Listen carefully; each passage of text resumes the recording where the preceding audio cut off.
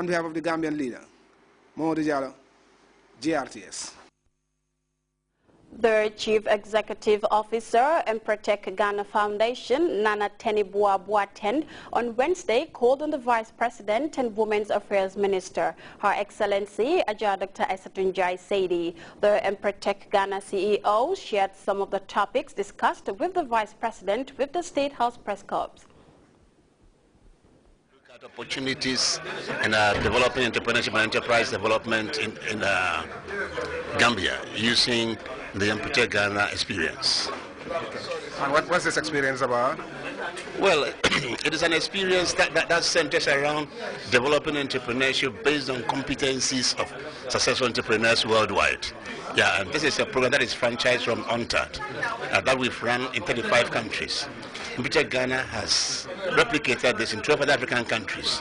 And Her Excellency got to know about what we're doing in Ethiopia and invited us to come and share ideas with her.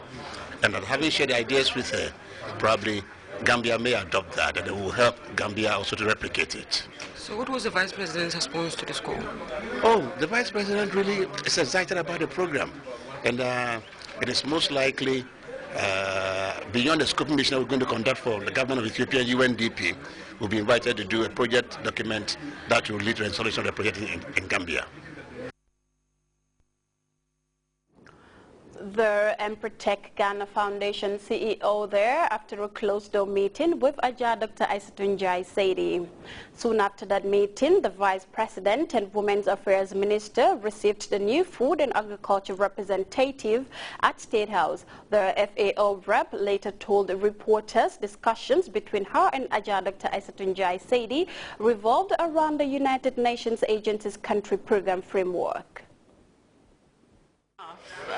All the institutions present have also participated in the formulation of our country program framework, which goes up to 2016, and all have had an input into directing, what we as FAO are going to do to support Gambia's objectives for food security and agricultural development.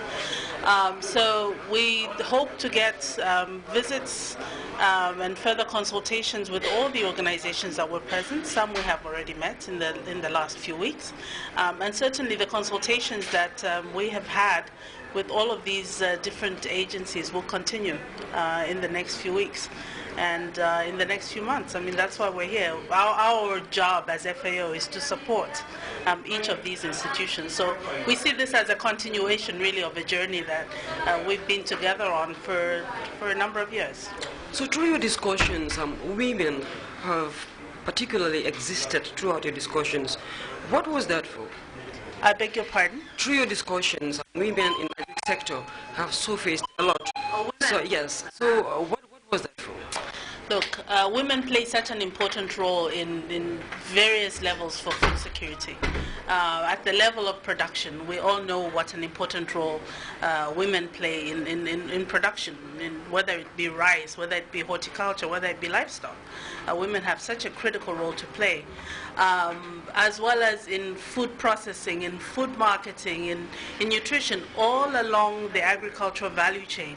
Women have a tremendously important role to play, and it has been shown time and time again through research in many different parts of the world that supporting women in these different roles, whether it's in the productive role or in their role as nurturers of families and caretakers of families and communities, is one of the most important ways in which we can get development.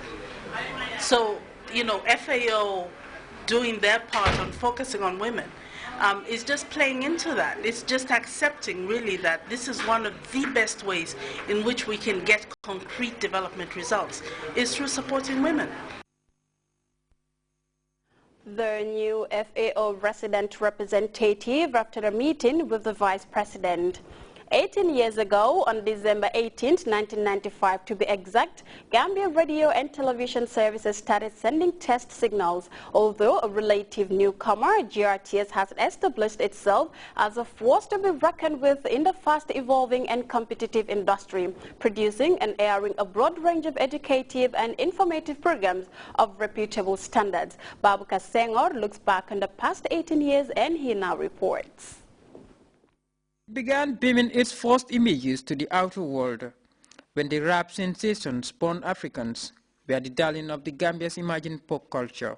No matter who you may you have to praise him, praises. So the Almighty God they praises. The only one. This was a year after the Gambia witnessed an historic change of direction, the emergence of a new and more dynamic youthful system that changed the socio-political landscape of this country, the like of which had never been felt in this land.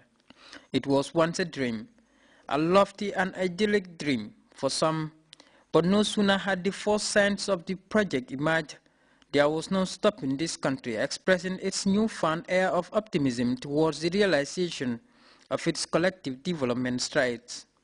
As the tall aerial transmitter antenna jutes patiently into the skies, there comes the final confirmation that a future Gambia television will air localized programs for what was an information-starved public. The excitement and pride that greeted the maiden signals of the country's first television station was immense. Welcome to GTV News. I'm Yaya Abisnyai. Actually, the advent of the television in the first place marked a turning point in the annals of broadcasting in this country. Many watched as Gambia began its television project at a time so much was changing about the country. Well, the memories are still there. I could recall I was one of those sitting at home watching. And it was interesting seeing Amigo Jang with the jazz, you know, playing, and everybody was glued to the TV. This is GTV News, anchored tonight by Boran Boj. I'm Yaya Abisnyai.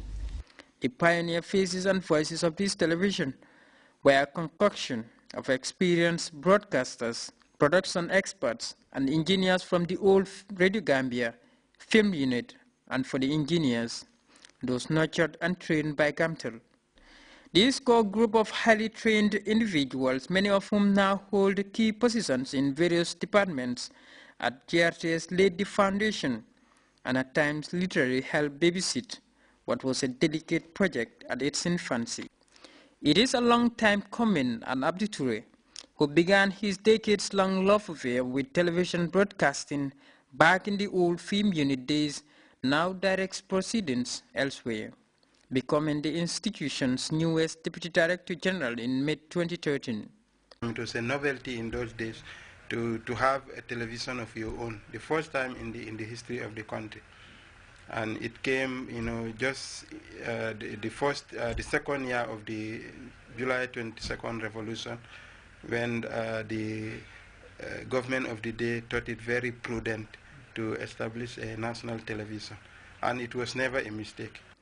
Following on that tradition for some of the country's finest broadcasters, town administrators, is the current director of TV programs, Keba Diba, brought with him valuable experience and expertise from his many years at the film units. You know, before 1995, there was no television. People were tuning Senegal most of the time, the few who had television in their houses. They were looking at images from outside. And in the process, they tend to conjure a mental picture of the outside world in themselves. That is what is built in themselves. Fadu Sane Sise became the archetypal poster faces of the television beaming in Gambian homes.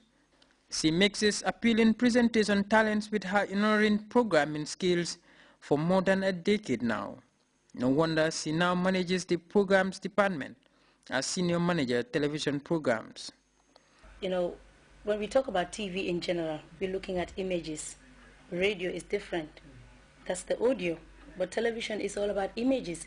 We want to see quality, good and presentable images on air. And this, we can only achieve it through a good, high-quality production. And when I look at production, it's as if you are building a house. If you have to build a house, you need a good foundation.